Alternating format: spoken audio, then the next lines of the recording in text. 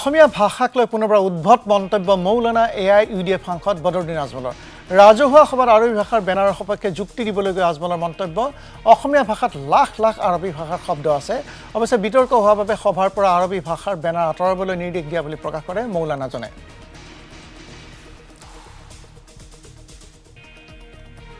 এখন আরবি ভাষার এখন ব্যানারের উপরে যেটা বিতর্ক সৃষ্টি হয়েছে এইটো ব্যানারটো আমি হটাই দিবার কথা কৈ দিছো হ্যাঁ কেন আরবি এই ব্যানারটো আজি অসমত আমার অসমীয়া ভাষাত আরবি লাখ লাখ ওয়ার্ড আছে হ্যাঁ এইটো এইপানে আমি নাযাওঁ আমি এটা ব্যানার লাগাই কালি কিছু মানুহে আমাক দান দিছিল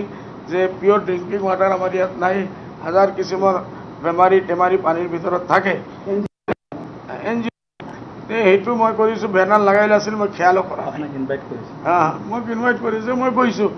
এতিয়া মই টেলিফোন কৰি না কৰি দিছোঁ বোলে ভাই আৰবি বেনাৰটো আপোনালোকে লগাই দিয়ক কিয়নো আমাৰ মানুহে ভাল পোৱা নাই আপোনালোকে আৰবিটো হৰাই আঁতৰাই আৰু অসমীয়া লগাই দিয়ক খালাছ হৈ গ'ল